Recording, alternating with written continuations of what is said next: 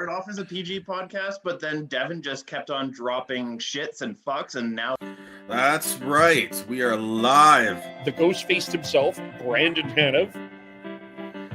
This isn't like the start of last season when it looked like the Canucks were just a beer league team not playing defense at all. And just before Chris goes, I'm kidding, Chris, you can actually go now. no, hold on. We had to get more time for coming on late. So. I still hold on. All right.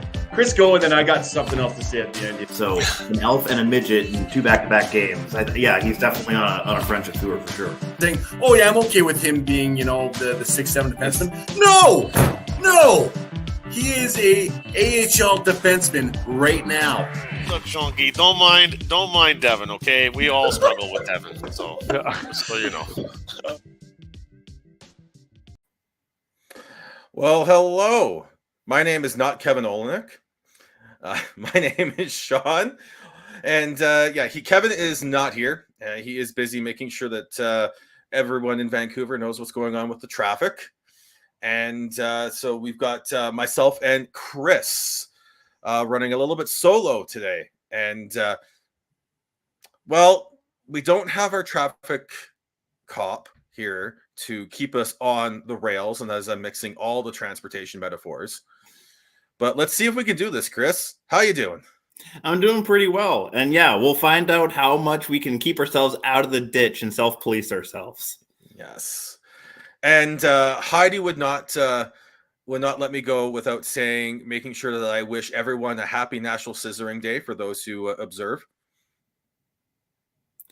I'm not even sure how to approach that. This is why you need to pay attention to pro wrestling there, Chris. Come on. And of course, my brain probably went in a not PG friendly way. So let's avoid that one. But it's also National Beer Day. So cheers. Cheers to that. Yes. With that, I want to give a quick shout out to the family and friends of Common Crown brewer Dave, who unfortunately passed away this past weekend. I met him a couple times. He's a great dude, a beauty. So cheers to Dave on today, Canadian Beer Day. So let's move on here. We are basically almost just around a week away from the start of the regular season, at least in North America. We've got a couple Nashville. Your games are in 2 days, but as far as North American regular season starting, I want to say you're right there, about a week off. Yeah. So tonight we've got the Flames and Winnipeg Jets are playing right now. The return of Big Save Dave. He's facing off against the Flames, and then we've got in just over an hour we've got the Edmonton Oilers visiting the Vancouver Canucks, but playing in Abbotsford. So let's start there. Chris, what have you thought of the Canucks preseason training camp and everything thus far? Well, young stars in training camp, I think a lot of people were going in pretty bright-eyed and bushy-tailed and excited about the potential of this season, what it can hold. That being said, the past 5 games of the preseason, I feel, has kind of let a bit of air out of that balloon, if you will. I want to say we're 0-3-2 in the preseason so far, so definitely not a stellar record. But of course, that brings on the conversations of, well, how important is the preseason? Some people are bringing up the fact that, like, Colorado last preseason for last season, they were like 2-4 in their preseason record, and that basically, if they won the Stanley Cup, how much weight do you really hold in the preseason? Yeah, the arguments can go both ways, because obviously preseason rosters are pretty rookie and PTO filled, and not necessarily a whole bunch of regulars in their usual line combinations. So I can really hear arguments for both sides as far as how much the sky is falling and how much this doesn't mean anything. So, yeah. Yeah, I look at the first week of preseason is just a crapshoot. You look at some of the rosters that the teams send to away games, and it's basically a couple NHLers and their AHL squads. Yeah, like that last game against the Oilers, it was basically the Abbotsford Canucks versus the Edmonton Oilers as far as roster composition. Almost, yeah. But you have to take the first. I think you have to take the first week with a grain of salt. If we start off the regular season 0-3-2, then I'll be like, okay, we can have a more criticism-filled conversation as far as how much this guy is legitimately falling at that point. But yeah, with still trying to figure out line combinations and the lack of the amount of regulars in the lineup during preseason, I'm not putting too much weight into it. Yeah, you're dealing with a lot of AHLers, PTOs, even really early on in the season, in the preseason, you've got we got some junior players in there as well. Mm-hmm. So it's a big mixed bag of everything in the first week. Now, I think you have to look at it is still more looking at the process as opposed to results for me. So even last game, other than the last 4 or 5 minutes, I felt that the effort was there, the process looked good, and everything. But again, the talent wasn't quite there on the Canucks squad that they sent over. But we also got to see players like Christian Wolanin look solid, and I mean, we're not. I don't. It doesn't look like we're seeing it tonight, but I'm actually a little surprised we aren't seeing it tonight. That we aren't seeing maybe him paired with Tyler Myers. And yes, that's not ideal, and we want to be able to fix this blue line a little better because it's a bit of a mess, especially if you load up that top pair with OEL and Quinn Hughes, whoever plays on what side. Mm-hmm. You got to figure out what they can work with here. I don't think we're going to see too many good right side defensemen come available on the waivers. I looked at the waivers today. There's a couple interesting names in Maxime Lajoie and Dennis Chalowski. But they're all going to be like super depth names, not anyone that maybe can come in and actually be a realistic upgrade or parallel move. Yeah, so I think we're still looking at the Canucks are still figuring out what that blue line is going to look like in terms of makeup. And when I look at that blue line right now, I don't necessarily want to sort of. I think I've looked at it more in terms of what pairs can you put together that maximize each player.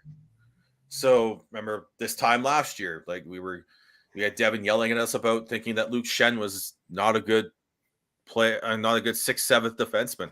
That he wasn't NHL caliber. Well, wasn't he wrong? He can still hold down a number 4 spot if you really need him to. He's not going to necessarily excel, but he can at least hold it down. So I think you're looking at trying to figure out, say if the Canucks do go Hughes, OEL, and then either Rathbone or Wolanin or whoever on that left side, who fills that right side is the huge question there. So it's gonna be that's what I'm looking at tonight, mm-hmm. Which this game isn't televised. So I believe it's being streamed on Canucks.com if I'm correct. It is, yes. It is. So Canucks fans will finally know what Alberta teams have been having to deal with for most of this preseason, unless they're playing the Canucks or the Leafs. Yep. I was kind of laughing at some of the some Oilers fans, and I was like, there's contractual stuff going on there. But yeah, the defense pairings that were at practice this morning were Hughes and Schenn. We know that works, right? Then you've got Oliver Ekman-Larsson and Tucker Poolman, which was supposed to be the pairing last year before Poolman got injured. So I'm interested to see if that can turn into anything. Poolman has not looked good this preseason, but I think a lot of that might be rust. I still think he's and the fact that he probably he's not in that probably game shape level of fitness. Like he's still an athlete, he's still fit, but just not in game shape per se. Yes. So I'm going to key in on that pairing as much as I can tonight. And then you've also, the last two pairings are Kyle Burrows and Tyler Myers. And just before we move on from there, I always have to like take that extra second to go, what's the first name? What's the first name when I'm talking about Kyle Burrows? Because, well, Alex Burrows. if you're hearing it, yeah, you need to actively think about it. For when I'm looking at the screen, as soon as I see the spelling, it's like, okay, yes, we're talking about Kyle, the defenseman. Even then, I'm like, and then the other bottom, the fourth pair, I don't know which one will end up being dressed tonight, is Christian Wolanin on the left and Jack Rathbone on the right. Okay, so I'll admit, like I'm a diehard fan. I pay attention to who we draft and that sort of stuff. But I'll be totally honest, this Wolanin name kind of came up out of nowhere. They signed him in the summer in free agency. He was with the LA Kings and Ottawa Senators beforehand. He is a BC kid. He's looked. I've liked him. I like him as a depth defenseman. Memes from that Edmonton game. Yeah. What's going to be interesting is depending on what they want to do sort of roster construction wise going into the season. Do they want to carry 8 defensemen versus 7? Do they want to carry 14 forwards versus 13 forwards? If they want to carry 8 defensemen, that's the 8 defensemen they have, depending on what the health of Travis Dermott is. And I don't think we've really heard much in the way of an update on that. But, I mean, again, you can talk about how that's not a good defense, but at this point, that's what they've got to work with. And I think I feel like you look at how a lot of the market has, media and fans have approached it. Like they seem to be so focused on what they can do to improve the team. Yeah, I think everyone knows what they can do to improve the team. How can they make this group work? This is my thought process. And it's the more realistic thought process that we should be going through, because clearly, even though there's the desire to improve the roster, with how this last offseason went and knowing the organization and the trajectory they want to take the team on, the fact that they weren't able to make that happen clearly shows you, okay, it's not an ideal situation. We're going to have to kind of deal with what we have. So yeah, your viewpoint there is the more realistic take in my mind. And when I look at that, especially those the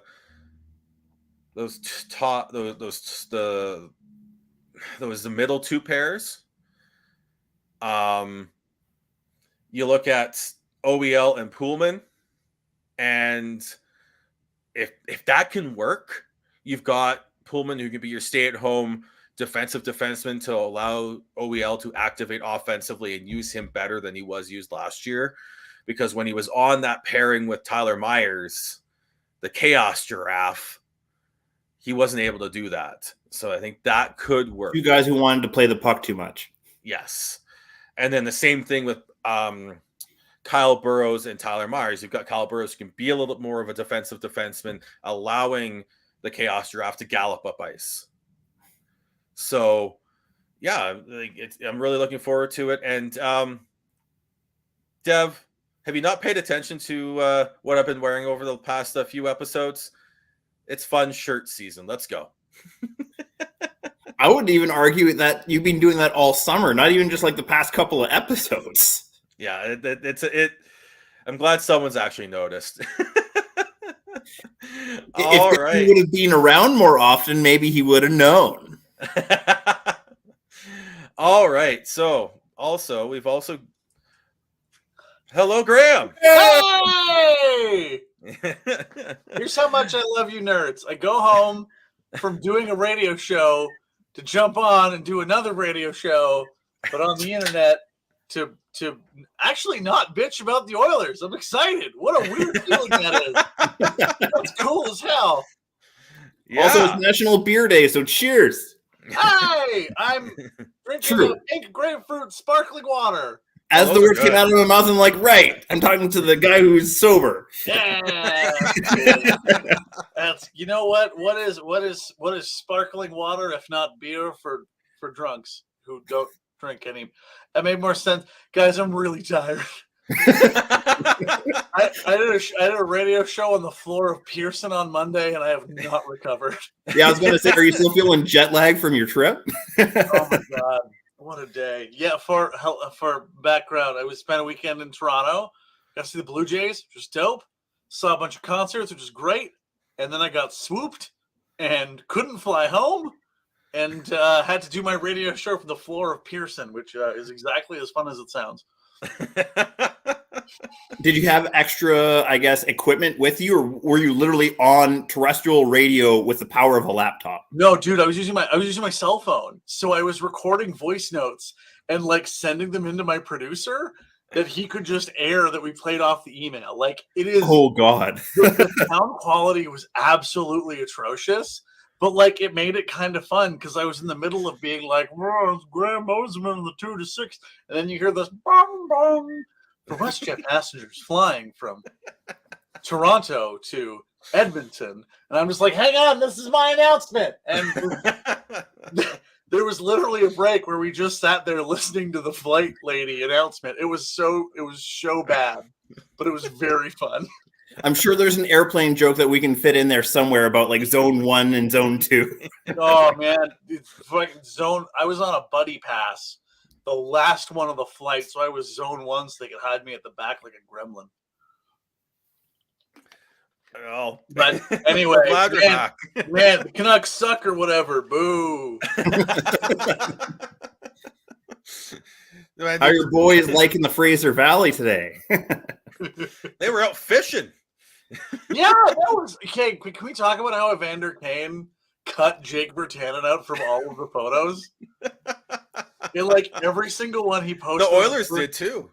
Well, yeah, I was gonna say, because I saw the one photo where it didn't have a photo of Jake, and then when I went to the Oilers Twitter feed, I'm like, where'd he go? Yeah, no, they posted one and then deleted it and reposted it with him like neatly cropped out, which is just too funny. Not like the Vengeful X crop where you can tell someone used to be there, but they actually did it professionally. Yeah, no, they just Evander just like cut the thing right off on the side, which I thought was still see a partial shoulder. I actually think you may have seen a bit of a nub. There may have been a shoulder nub. Hey, but that nub got 6 points in the KHL or whatever, so clearly good enough. Fucking Ken Holland. Have they officially released him yet, or is he still part of the roster? He's still on the roster. He's going to play tonight in his hometown. Yeah, he's on. I think he's on a line with Devon Shore, and it was supposed to be Tyler Benson, but Tyler Benson's hurt, so it'll probably be like Matthias Janmark or something. I mean, it's a preseason roster. Some guy named Hamblin. Danny Hamblin. He's yeah. Virtanen's on a roster slot with Ryan Malone. I don't think he's going to make the team. Danny Hamblin though has been like low key kind of a surprise. He almost has that like kind of Colin Blackwell sort of Energizer Bunny, like I'm gonna go really fast. Fuck you, punch. Fuck you too. Bam. And that's just his thing, and it's really fun. Just because I recognize the last name. Is he potentially related to the speed skating family? No, you're thinking of Hamlin without the B there, Chris. Oh, okay. Yeah. The B is for bargain. Is he not an entry level? You know? Yeah. Cap joke. Hey. Well, at least we get to see Puljujarvi in the top 6 tonight. Yeah, oh man. I see. I'm getting squirrely even thinking about it. Like, Jesse Puljujarvi is so frustrating. I'm so annoyed with him because he can be so good, and then when it comes to, I was like, all right, Jesse, you're playing the Moose shot, the Winnipeg Moose. Manitoba Moose. Yeah, thank you. And they're all garbage. None of them will be in the NHL, and he's absolutely ass. Just terrible. And then he's like kind of okay in one game against Calgary, and he's got an A on his sweater. And it's like, yeah, I know it's preseason, but like he was one of the only vets in that team, and he did nothing with it. Like I love Jesse when he's clued in, when he's performing well, when he has confidence. He's so fun and exactly what you think this team would need. And then when he's just like, oh, I guess I'm going to be sad now, he just does nothing. It's infuriating. It sounds like you guys are a couple years behind the Canucks in the sense of like how frustrated we were with the potential and then disappointment of Virtanen back when we were still debating whether he actually could be the power forward that we drafted him to be. And you guys are kind of still dealing with that with Yessi. I don't think that's an unfair comparison. I like it's he's got so many skills and it's really frustrating because he ends up being the guy that kind of comes into that like analytics versus eye test sort of thing, which is just annoying as all hell because all data is useful. Like no data is pointless, maybe with the exception of the plus minus. Fuck off. Stop quoting it. It's useless. Yeah, like us as a podcast, our philosophy is like you utilize both. You utilize the eye test and a little bit of data, but you don't fully rely exclusively on one or the other. Because you're smart. That's just what you do. So and I'll even throw this out there, Graham. I think plus minus is okay. It's if you're gonna parse between a even versus a -5 and a +5, no. But if you're gonna use it as a and especially on the same team. Yeah, if you as context on it, especially on the same team. If you're looking at say the Oilers last year, Jesse Puljujärvi was a +22, and then you had Zach Hyman at a -9, or even a better idea. A better one would be Zach Hyman played so much penalty kill time. But I don't think you can look at either of those players and go, oh yeah, Jesse was the better one because he had the better plus minus.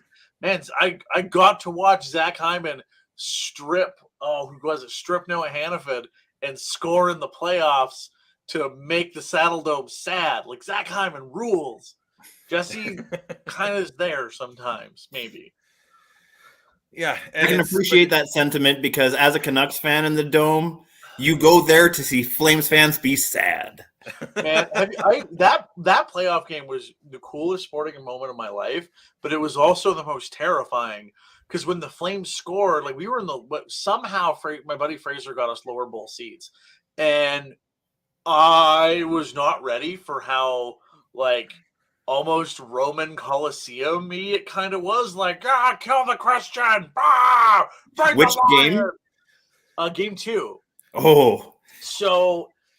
Like the place is nervous but like excited, and then they go up 2-0, and when the Flames scored, it is just sensory overload, and my brain just shut down because like everyone's standing and I'm like sitting here in my little chair just being like, everyone's so big and tall. and you can't hear the horn, you just hear screaming, and then it's terrifying. And then we came back and won, which was dope as hell. But especially if Dylan Holloway keeps being as good as he is, where do you put Yessi? What do you do with him?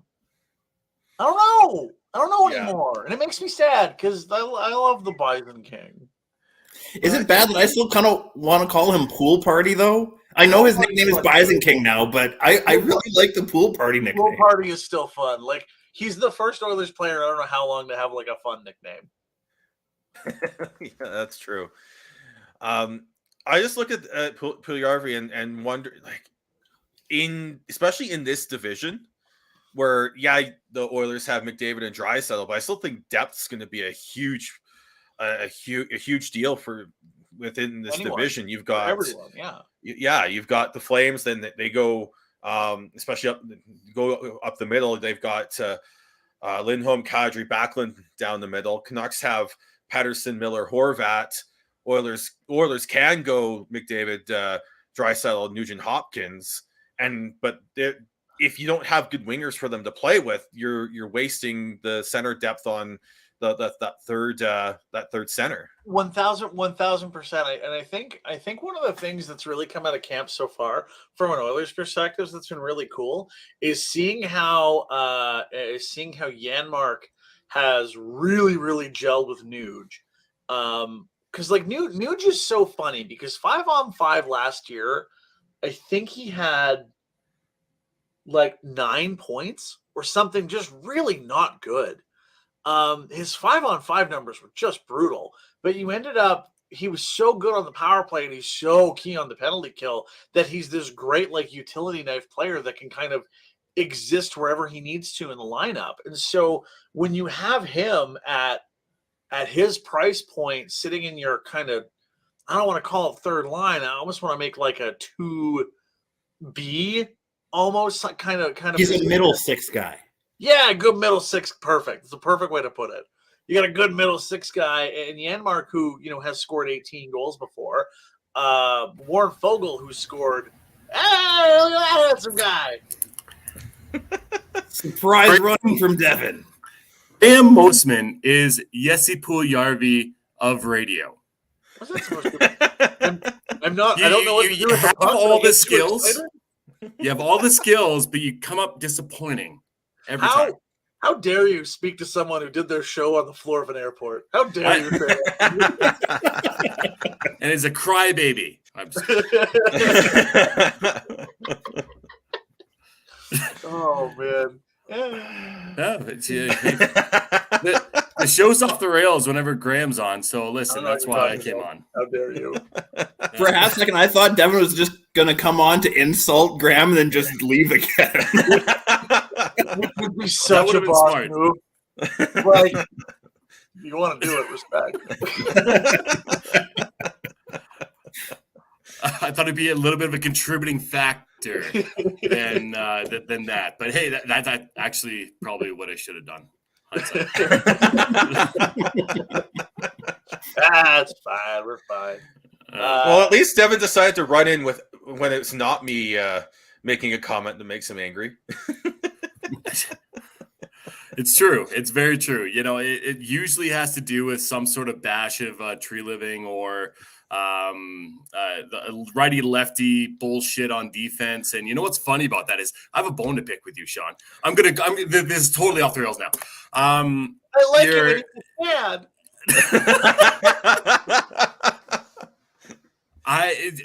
I listened to one of the podcasts that I wasn't on, and surprisingly enough, I got upset. And you were talking about having Quinn Hughes on the right side. And you're like, I love it. I think it's great. But prior to that, you've bashed me and my Leafs right there, Leafs jersey right back there, about not having a right shot on the right side. So, answer to me. What's up? Quinn Hughes is special there, Dev. Oh, and Morgan Riley isn't. You shut your goddamn mouth. That's right. This man knows. Except it wasn't Morgan Riley that they were trying that on there, and I think it was also on the bottom pair, and that's always a bit of an issue, right? So that's like if we go back before you joined us there, Graham, we were talking about Canucks defense pairings. They've got Kyle Burrows, who's a right shot on the left side with Tyler Myers. That's a bit of an issue for me, but I think anytime you have anyone with Tyler Myers, it's a bit of an issue, Sean. Someone has to learn how to rein in that chaos draft. At least that's the third pair. So yeah, that's true. Man, what good for Tyler Myers though. Like, just made a career on being big. Good job, buddy. That's what we all wish we could do, and you actualized it. Well done. I mean, I'm sure if the Canucks put him on waivers, Brad Treliving or Daryl Sutter would knock on Brad Treliving's door and see if you could have him on that blue line. So not at that fucking price point. He's an NHL defenseman, but not at that price point. I'm still surprised Valimaki cleared. That blew my mind. I was shocked. I'm not. Not at that point. How long he's struggled, I'm in the same boat as Sean. With how long he's struggled to make an NHL roster, it's not surprising anymore. He's always been hurt though. Like one team isn't going to go, yes, our doctor can fix him. We have the power. Like no one. I'm surprised someone didn't take a shot. I'm with you on that. Honestly, part of it is his cap hit. Yeah. It's not that big though. It's not that big. For 1 year. Experiment for a Seattle, for a Ottawa, for one of During those regular teams? times, yes, but you have to remember we're in a dead cap era right now, Totally. where no Well, team has extra cash to spend, well, even on a possible reclamation project that is relatively cheap. I don't agree with that. I don't like that that take there, Chris. It's like, yes, there's a quote unquote dead cap, but fuck, if you're able to pass one of your younger defensemen through waivers because you know they have potential, and then have Valimaki potentially be in your bottom your bottom pairing, then I'd say that's worth it because the upside that he has shown. So I am with Graham. I'm surprised that he was not claimed, but He's only 24, man. He's only 24. Yeah, okay, just fact checked here. He hasn't actually gone through waivers yet. When I thought he did. No. How did I wait? Who did I see? Unless they waived him today and we haven't seen what's happened yet. Which I don't think they did. No, did I look at a different guy named Valimaki and look like a fucking idiot? Well, you made me look like an idiot too. So that's okay. That's all right. And us Canucks fans are sitting here looking good. Oh, it's the first time for everything. I must Chris. be a crazy person. Well, shit. No, it was the one I was surprised on was Matthew Phillips. I thought someone would at least try that. Oh, you know what? I'm also a dingus. Did they not put? No, that was. I looked at. Here's what I did. I looked at an article that said players the Flames are about to send down. Not the You presumed. He will get waived. In my defense, I did not look at Twitter a lot when I was out on the weekend because I was too busy having fun and enjoying Toronto, which is a dope city. And anyone in Alberta who says it's not a fucking liar, they haven't been there. Toronto rules. Can we clip that? I don't have an issue last with little bit. I don't have an issue with the city itself. It's the media culture that emanates from it. I'm legit mad I didn't buy myself a Leafs hat when I was there. I'm upset about it. I couldn't find one that I liked. Toronto rocks. Hell yeah. I wish you could say the same about Edmonton because I'd back you up on that, but That's fine. We're fine. Don't worry. Edmonton has the River Valley. Different city. Stop doing this bit. Stop this bit. Give me a fucking nickel every time I've heard that, honestly. At least they know how to do a proper ring road. No, don't tell us that. Oh, God. I can't. If you get me, man, after a weekend on Toronto Transit, if you get me on Edmonton Transit, my hand's going to explode. Oh, yeah, I'm not talking transit. I was just saying at least they constructed the ring road better than Calgary. Buddy, when ours was finished, we had to put up a sign that said, "We done, bitches." That's not a good thing. You don't need to tell people we done. You just finish it. Yep. Meanwhile, the last quarter in Calgary has taken, what, a decade? Oh, yeah. You're in Still Kelowna going. now. It's fine. Yeah. Chris just has to drive through Kelowna where it's stop.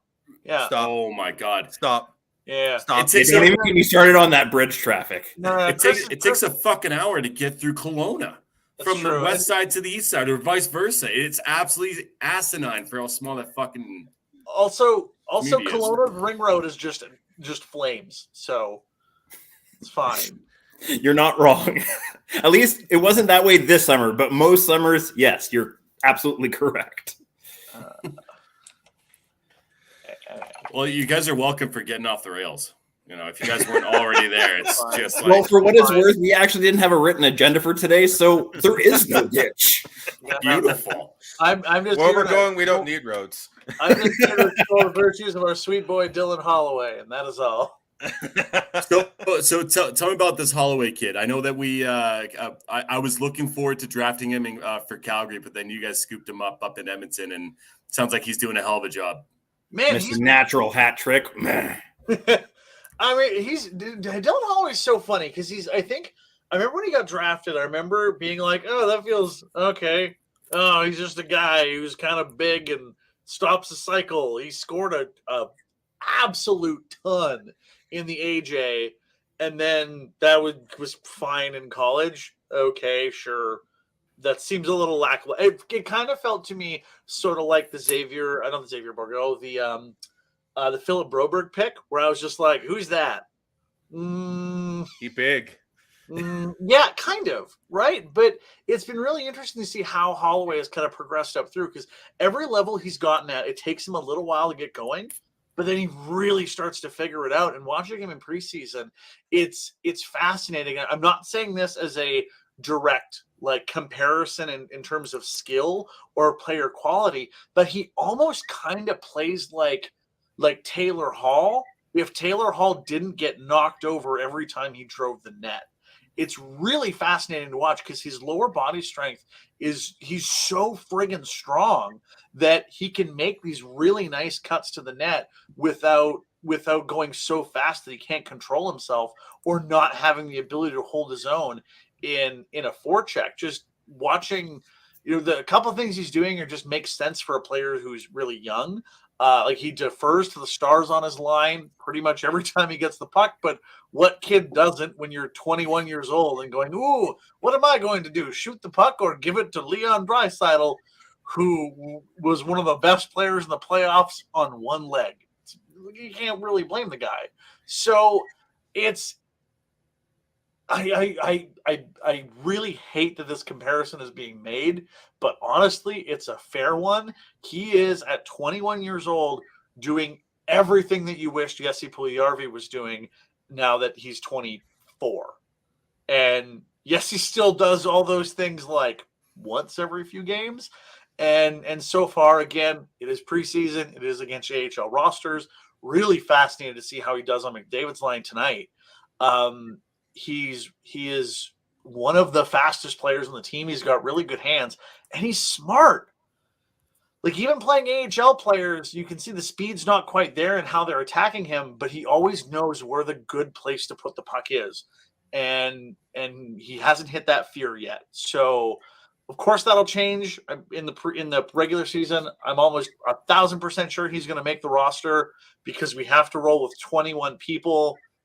And we'll only have $126 of cap room. $126? Yeah, man, you're going for like a big night at Domino's, and then the Oilers are out of cap.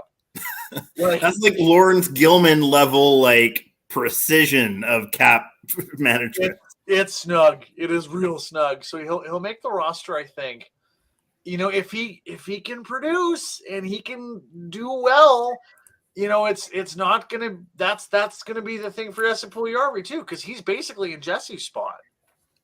So then, where does Jesse play? Well, Warren Fogle looks like McLovin looks sort of functional so far. I'm sure that will change.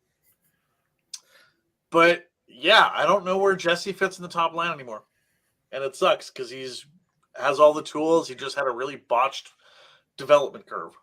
As a non-Oilers fan, how did Fogle get the nickname of McLovin? I'd like to hear that story.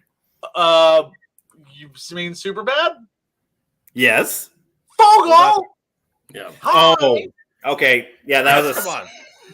Okay. It's been a long time since I've seen the movie, but yes, that was stupid of me. Pro tip: do not watch it. It does not age well. Ages real bad. But Fogle High is still very funny, and that's about where you can pause the movie. Fair. But yes, I should have remembered the fact that his actual name was Fogle. Yes. Yeah, how dare you not remember the main character of a movie that came out when we were in high school? Jeez, piece of shit.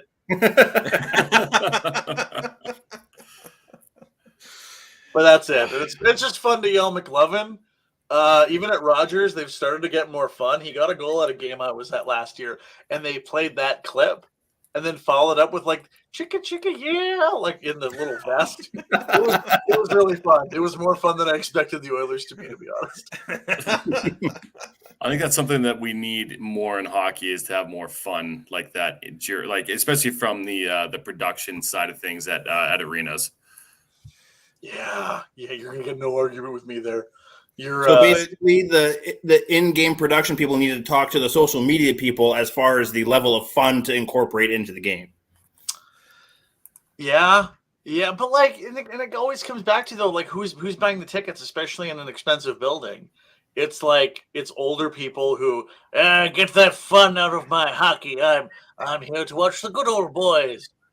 But it depends on city to city. Like Vegas obviously has a ton of fun. I'm not sure if you've ever been to a game there. They go nuts with silly bits, and it's cool. I've never been to a game at the Raj. I don't know how fun they get. Do they? It's pretty lackluster. I've been there 3 times in the past year, which is actually a year and a half, which is pretty damn cool. And yeah, it's pretty womp womp. But I'm not saying the Flames, the dome is that much better though either. I wouldn't say that the Canucks have made improvements from what it was, but yes, for the longest time, Rogers Arena was a what's the word I'm looking for? Like a moratorium. Like it was just dead quiet. Well, it's been interesting because the Oilers last year definitely worked on some stuff. I think I went to like 12 games last year between playoffs and regular season. Like I got to see a lot of hockey. It was awesome. They started doing these things like as opposed to having like player specific goal songs, which I think every team should do because that's just fun as hell. When certain players scored, like when McDavid scored, they'd have him like appear all on the giant video board. And then like lasers would shoot out of his eyes and he'd like skate away and there'd be like burn marks around the video board, which was fun. Anytime Zach Hyman scored, you'd get a story time with Hyman little graphic, which was great. Yamamoto just had a pile. Like, it's like someone took a barrel of digital yams and just dumped them into the scoreboard. And then to get like cut by a skate blade. It was fun. I liked it. They're getting better, but there's still ways to go. I like fun. Please get more fun in my sports. Devin and I were at the Hitman game on Sunday when Connor Bedard was in town, and they had the Sunday fun day thing going on. They had the in-game host dresses Dumbledore. What?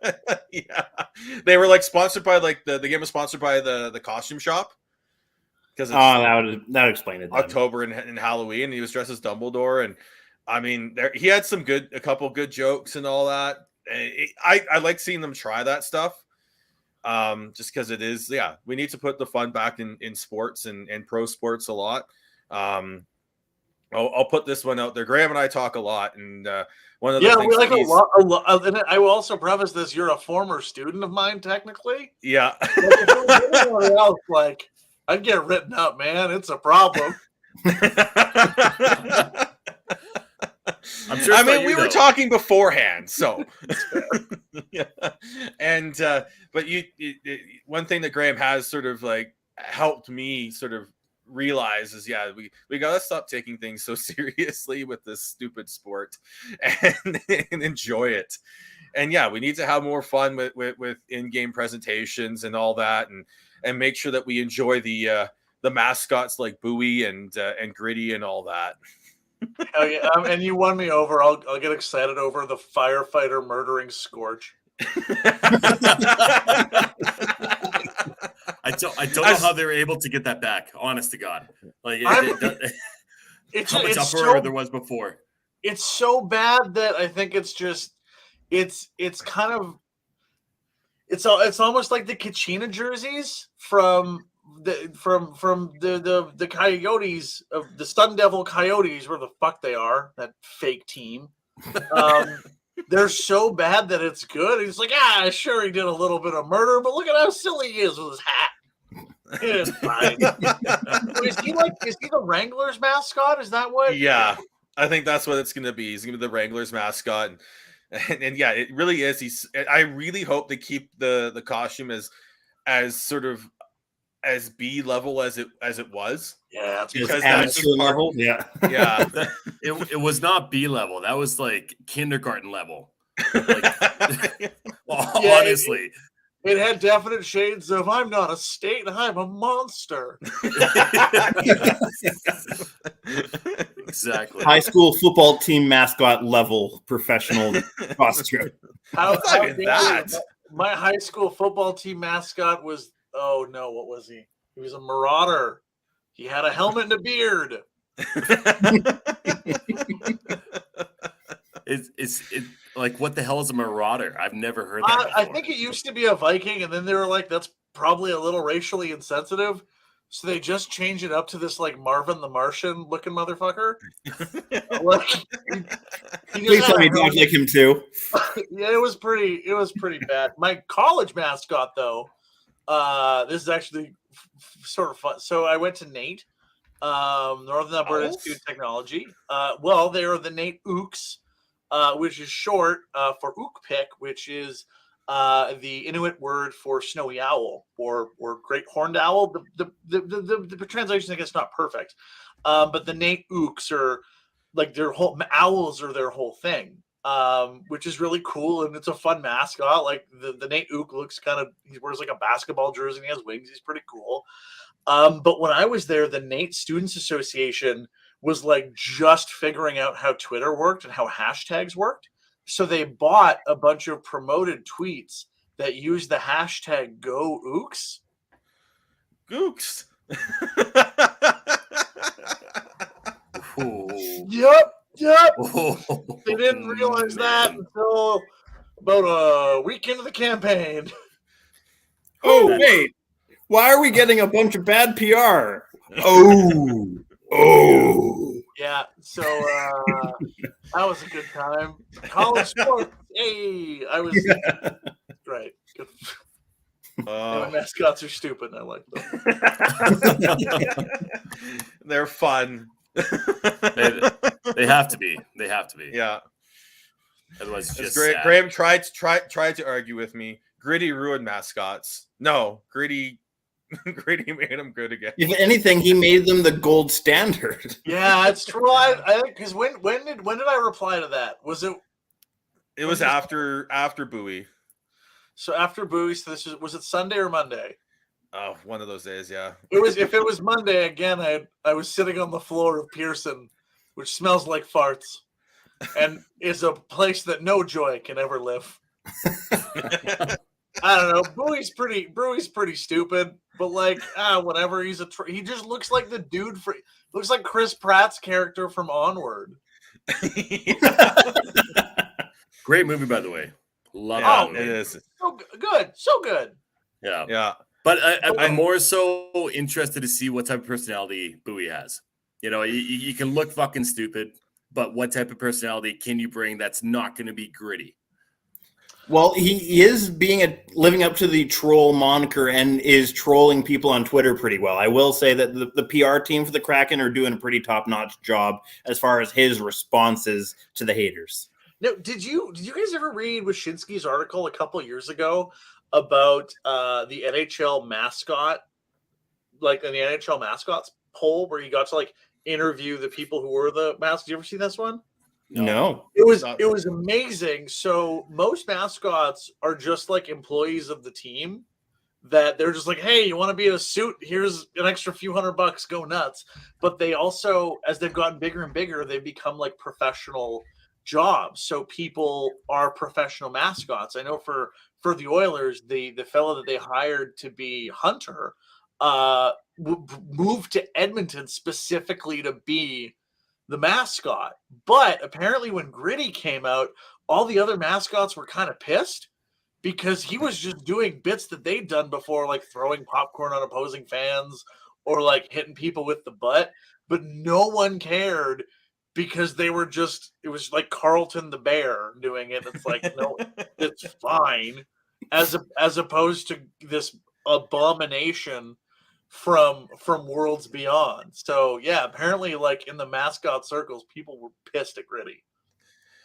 Well, do you know how much Rocky the Mountain Lion makes for the mascot of the Denver Nuggets? The Rocky the Mountain, doesn't one mascot make like $100,000 or just a shit pile of money? $625K for a team called the Nuggets. Fuck. When your team can be shortened to the Nugs, that's not a good sign. All you got to do is act like a buffoon, and I get paid $600,000. Jesus. Oh, we all went into the wrong line of work. Yep. But the most underrated mascot was the Incredible Falk here in Calgary for the fucking Hitmen. He was phenomenal. He threw himself downstairs multiple times. What? Yeah. Yeah, the Volk. Oh, is it Volk or is it Falk? Volk, VULK. I've Oh never my. heard of this creature. Oh, you've missed out, man. You really did, because he was insane. He would on the second level of the Saddle Dome, he would stand up on top of the railing that divides the first level, or the first level to the second level. So if he fell, like, it'd be terrible. But he was just insane. He like threw himself down the stairs at the boards, and just would go headfirst into the boards. It was phenomenal. Good for him. We love a guy that subjects himself to head trauma. I was going to say, like, where's the lawsuit for CTE later in his life? I remember when I was living up. Fuck, this has nothing to do with hockey anymore. I remember when I was living up in Fort McMurray. I was 20 years old, and me and my morning show host were just like getting banged up at this bar called Long Shots, which no longer exists. But this guy saw my Oilers hat, and he came over and he's like, "Oh, I'm from Edmonton," and I was like, "Yeah, you're in Fort McMurray, bro. Most people are." And he was like, no, I'm Edmonton royalty. Like, what? Yeah, I'm Homer the baseball, or I used to be. And so Homer the baseball was the mascot for the Edmonton Trappers. And if you remember the old AAA team once upon a time here. But he was just a baseball that wore a hat, and his name was Homer. And this guy swore up and down to us that it was the best job he ever had, because he could go to all the private suites that are right on field level at our baseball stadium here, and he would just pick up girls' numbers, and people would just throw phone numbers at this guy. And I was like, no, they don't. That's not. You're inside a baseball suit. And he's like, buddy, mascots, we get to throw down. And he had such conviction in his voice that I still believe that Homer the baseball actually fucks. I have no idea if this is true for any other mascot, but I believe Homer the baseball. All right, so here's what the Volk looked like. Yeah, wow! Beauty. Oh man! Oh, that's so. God, that's the thing you could do before Marvel became a thing again. Hell yeah, copyright. Just let it go. So it's basically like half Bret the Hitman Hart and half the Incredible Hulk. Is that basically what it was? Exactly, yeah. That rules. God, sports are stupid. I think the best thing that's ever come out of this podcast is that mascots fuck. It's phenomenal. Kevin, if you're watching this, man, I'm so sorry. Oh yeah. Forget the ditch. We're in the field. Yeah. We're literally in the outfield. It was a baseball. One final thing about mascots. My favorite, and I'm not even sure you can call him a mascot, but I think my favorite gimmick mascot is the world's fastest cow at the Stampeders game. Oh, perfect bit. What a great bit. Although, how the hell did Biz beat him? He cheated. Biz cheated, for sure. Okay, good. Yeah. 3, 2, Biz goes 1. All right. Lot of money. I'm pretty sure it was in the contract for him not to lose. Well, yeah, I have a reputation to uphold. You can let all those schmoes lose to him, not Biz. I got a shitty vodka to sell. I don't even. Is it vodka? I have no idea. It's vodka. It's a vodka beverage, yeah. Okay, a vodka beverage. It's very sweet. I mean, a lot of people love it, but I think it's very sweet. Take your. I mean, they've made a lot of money. Good for them. Yeah. Let's be honest. It's this generation's version of like Mike's Hard. That's all it is. Well, I thought White Claw was the thing, or am I dating myself now? Well, you know what's funny about that? I just found out about this. So, a little inside baseball. I was just in the Okanagan, and Kalen's uncle is pretty well known through like the upper echelons of pretty much everybody. And he has buddies who owns a vineyard there called Martin's Lane. And Martin's Lane, you're only allowed to have 8 people go through the vineyard at once. We had 45 people Go through the vineyard. It's not one of those ones you can just walk up and just you can just go into. Anyways, the owner of the owner of that, he started Mark's Hard Lemonade, and then he started White Claw. So it's one the same. Oh, interesting. Yeah. So you're not wrong. This is my point, I guess. Yeah. Well, I don't know. Hey, hockey or whatever. Let's get out from the cornfield. We're gonna stay on the let's aim for the road. Let's get up. Let's walk out from the cornfield for the Field of Dreams game, and let's get back on topic here. Sorry. So with the Oilers there, Graham, what do you expect from the blue line? Because we've got are we going to see another nice development from Bouchard? Are you expecting Broberg to play? Oh, Bouchard's gonna be good, guys. Bouchard's gonna be really good. He's just. I'm a little bothered because we still have this redundancy in Bouchard and Barrie, who play the same side and basically do the same thing, except one of them does it a lot better than the other one. So, I mean, but that's just – I totally understand Ken Holland not wanting to go, all right, let's now rebuild quite literally half of our defense over one offseason. Let's at least have Barrie in there to kind of draw this out. So there's still a little bit of consistency. I'm really excited to see Bouchard. Like he could legitimately, if he stays on the power play in that number one slot, he could be one of the highest scoring defensemen in the league, just by nature of how good that power play is and how well he quarterbacks it. Watch, especially the series against the Flames. It was so interesting to see how teams attacked the Oilers when Bouchard was on the ice and when they didn't, because he has like his shot is it's not as hard as Sheldon Soure's, but it's hard as hell and it is accurate. He is perfect at that, like perfect pads here, his puck's going right here, or he'll just wire it at the goalie's head, which is just, I know it's a dick move as a defenseman, but it's so fun to watch because you just see everyone be like, yeah. And when Barry's on the ice, they attack him so much more because he just doesn't have that weapon that Bouchard does. So I'm really excited to see how that goes. I thought the Bouchard-Kulak pairing was really, really good. I think that Brett Kulak signing is really shrewd. He plays beyond his price point, and he's done that since he was a Flame. Even when he was down in Calgary, I thought he had the ability to play much higher up the lineup than he was. And here, he's going to be a second pairing defenseman, and he's shown nothing that says he can't do that. So I'm really excited to see those two. Broberg can go a couple different ways. I'm really interested to see how he kind of shakes out because he's not great offensively, but he's such a good skater and he's so long that he can just disrupt plays as they kind of come into him because he's this like weird spider monkey that just can suck up pucks and move around really well. The player I think I'm most honestly interested in to see defense-wise is a guy that only had a handful of games for the Oilers last year. His name's Markus Niemelainen. He is 6'5". He can obliterate people.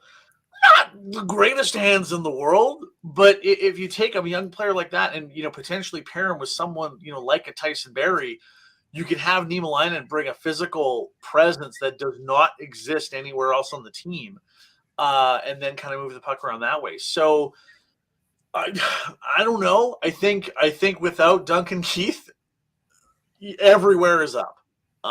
So you have your own chaos draft in the making, is what you're saying? I do love a good chaos draft. I'm really excited. So yeah, I think the defense will be interesting. I'm really, really, really happy to see no more Duncan Keith. Like, aside from just as a person, the fact that he went to the Jenner and Block report and said, "Well, I don't really know what anyone else I can say." Plus his whole vaccination garbage before the start of last season.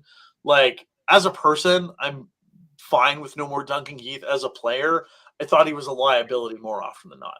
So I'm okay that that's moved out. To your point about Kulak, I agree. I thought that he had a lot of upside when he was in Calgary. Thank you, Bob Hartley. Appreciate it, man. You're a piece of shit.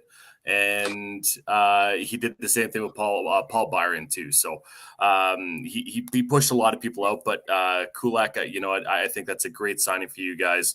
He can be a second line or second pairing defenseman, but even on the third pairing defenseman, he's still pretty reliable. So. I agree with you. God, it's so weird to say. I agree with you, Graham. You're I'm speechless. I don't even know what to say. But yeah, I do agree that I think Bouchard is an up and coming star within this league, and he has a lot of upside, a lot of potential to really be he could be a number one defenseman. He could be one of those guys that you look within the next half decade and be like, okay, he is number one defenseman within this league, and it could be along the lines of a potential Hughes Ekblad type of player. And it pains me to say that because I'm a Flames fan, but I always love watching young players just develop and grow into whatever they're going to be. And I think he has a lot of potential. Honestly, my one hope for the Oilers defense this year is if people like take note that Cody Ceci is actually pretty fucking good now. He was awesome in the playoffs. Don't give me that. He was great. I guess I didn't watch a lot of playoff hockey from Cody Ceci. It's so funny just to what hear a weird that. sentence. It sounds weird coming out of your face. I know. I get it. I watched him for years in Toronto, and it was hard. And then he was playing against Toronto forever in Ottawa. So he's a good, steady defenseman. He really is. If you surround him with the proper partner and the proper structure, I can definitely see how he could do well. Him and Darnell are great together, and I'm excited for another season of Darnell Nurse. With how high you're speaking of Bouchard, when does he supplant Nurse is my question. Ooh, they play two different roles. I don't know if you ever do. I don't know if you ever can. Okay. They play two totally different roles. You were speaking very highly of him, and I know that Nurse is your current number one guy, so I was just kind of curious as far as like succession. Because like Nurse's 8-year $9 million deal starts now. Bouchard needs a new deal next year. Yeah, well, thankfully, old James Neal comes off the block next year. Where was he on a PTO this season that he didn't end up making? Hey, Columbus with Johnny. Columbus. Right. I have a friend who genuinely loves James Neal so much. Like I saw them at an Oilers event, and they were wearing a James Neal shirt. Like to this thing, and I was like, I love your commitment. And they were like, he scored today. He got a goal. And I love this person so much. I love their devotion to James Neal, who's going to be great for the Spruce Valley Handsome Boys or wherever the fuck he'll play. He'll probably go to the K. Yeah, I was going to say somewhere in like. Who wants to go to Russia right now? I don't think it's not the K this year. No. Yeah. But just going back to Bouchard, that 2018 defense, the top end of the draft with the 2018 draft class is so good. When you got Hughes, then you've got Adam Boakfest, who he's probably the low man on the totem pole in terms of the top end of that draft, and he's not someone you'd be upset to have. I think that's really fair. I mean, you'd redo that draft right now just from like the top 10. You're probably seeing what? Brady go number 1, Kachuk go number 2, Svechnikov 3.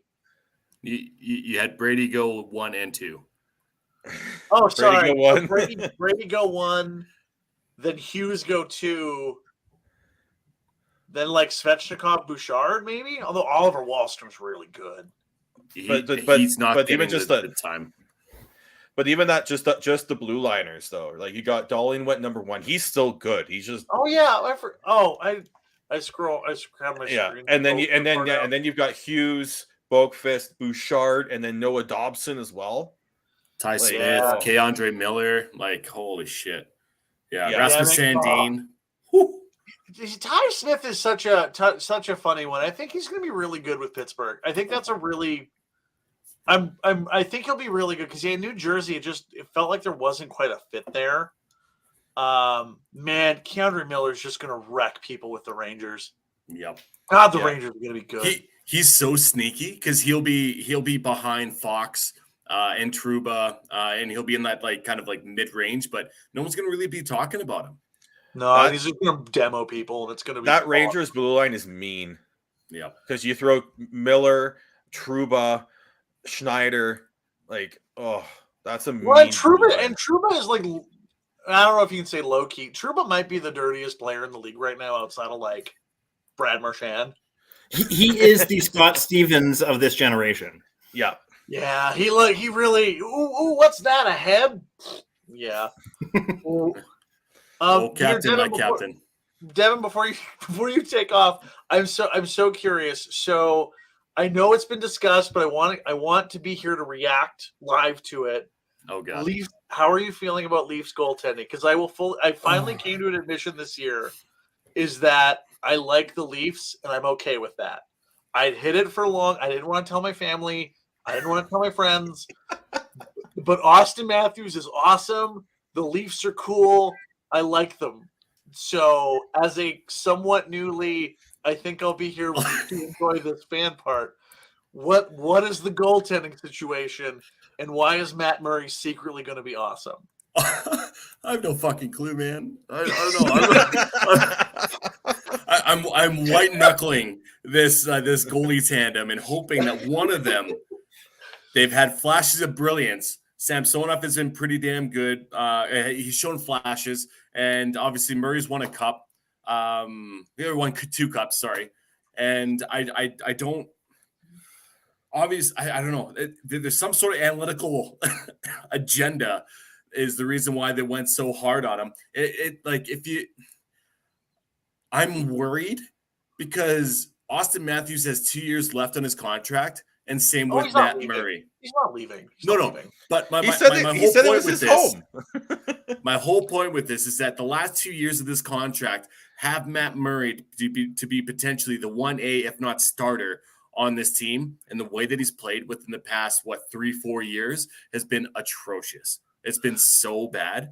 But you don't trust because like his Ottawa numbers, they really roller coastery. But man, when Matt Murray wasn't hurt, when Ottawa played some semblance of a competent defense, I can buy the argument that you have something there with Matt Murray. I don't buy it at the price point you had to pay to get him. That was bullshit.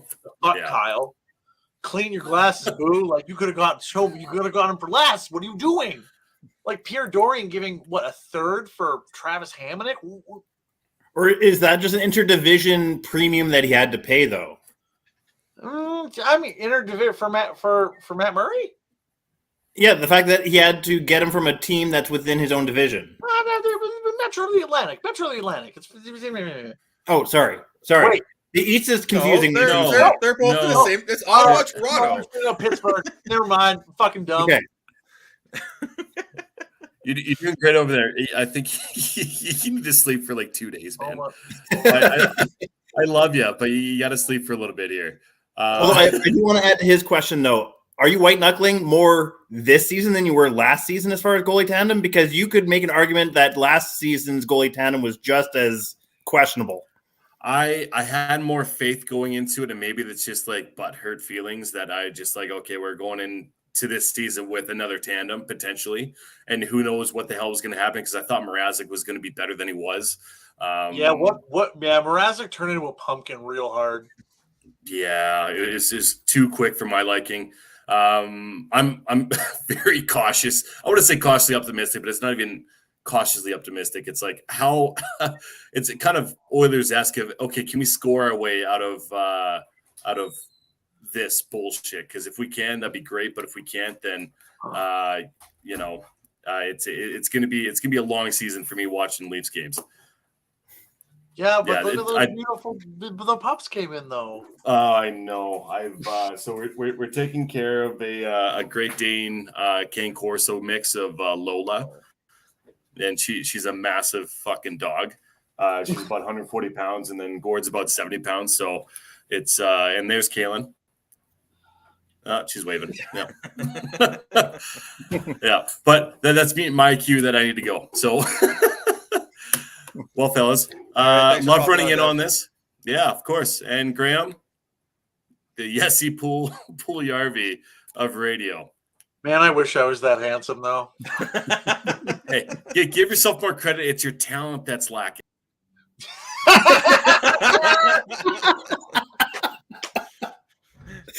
Oh, what an excellent. Best. The timing of that was A+. Oh, well, we'll also use this to transition into just the Pacific Division as a whole. There, Graham, what are you expecting from this division? Because it looks to me like it's a bit of a outside of, I would say, Calgary and Edmonton. The rest of it looks like a crapshoot to me. 1,000%. Like roll them bones, man. We'll see what happens. I mean, like Edmonton, Calgary, I think it'll be this all season long.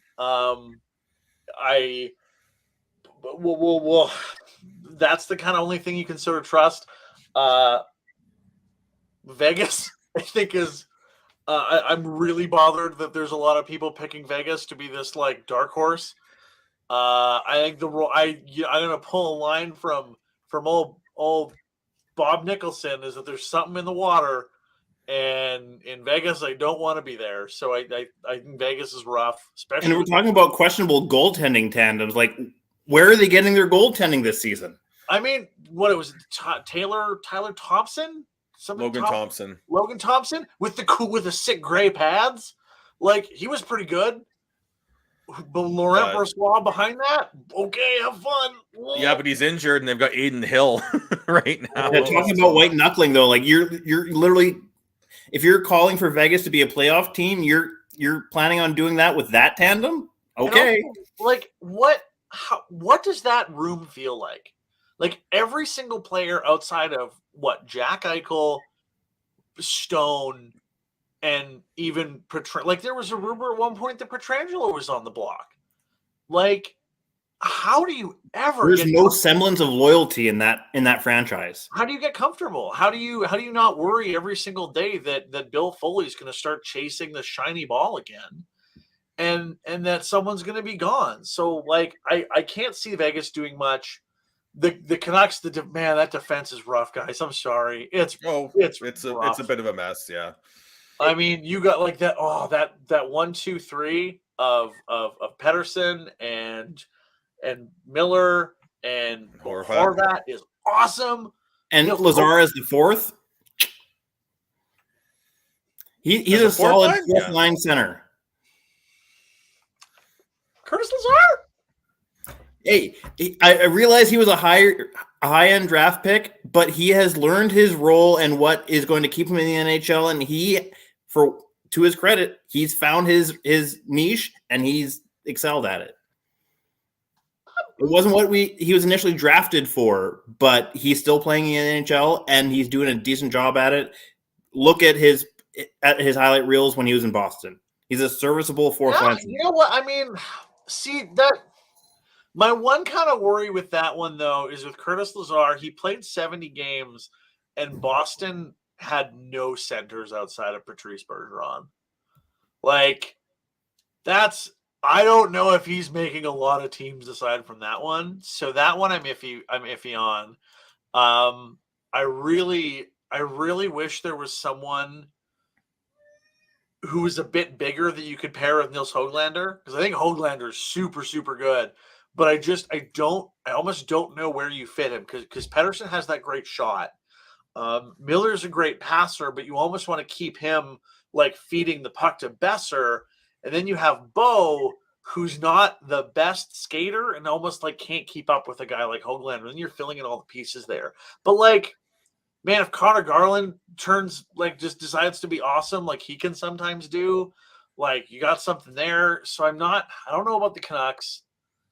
the Kings, I think, will be okay. I mean, it depends. I mean, you usually see guys like Byfield. This is the moment where those big guys start to figure it out, and Byfield figures it out. Look out! That's scary. I think Matty Beniers for the Kraken is probably the number one Calder pick right now.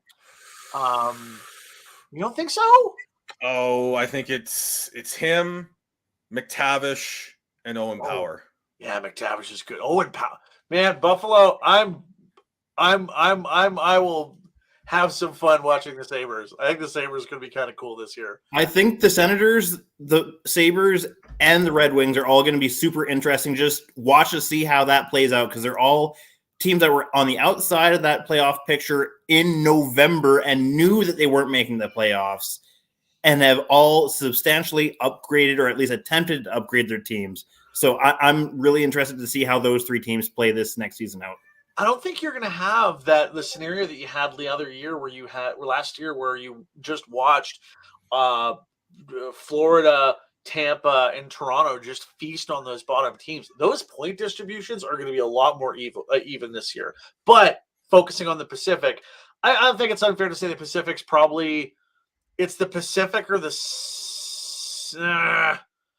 Central for the worst division in hockey. Because like the Central, you have the Avs who are going to be awesome, and then St. Louis who are like pretty good, and then Minnesota who could be pretty good, and then I think everything else is kind of mushy. And then you have Flames and Oilers who are like elite level teams in this league, and then a whole lot of mushy. So I don't know how that balances out. The Pacific's probably the worst division in hockey, or the grand scheme of things. Who takes that third spot though? Fuck, could be anyone. It could have come down. It could just come down to injuries.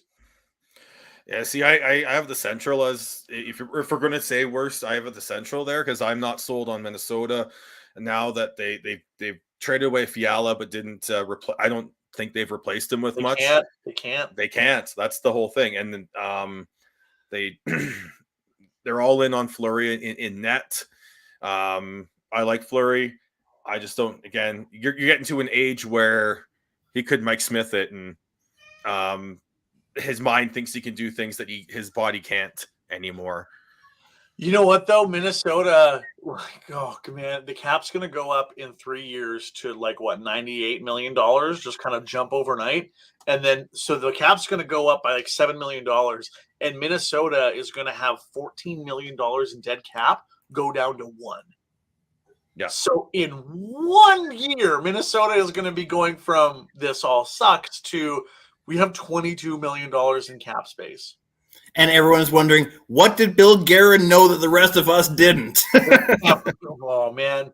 Billy G's playing the long game, and I'm okay with it. Maybe I'm just biased because, like, old Oilers guy, and Doug Waite is apparently going to, helping out with that team a bit too.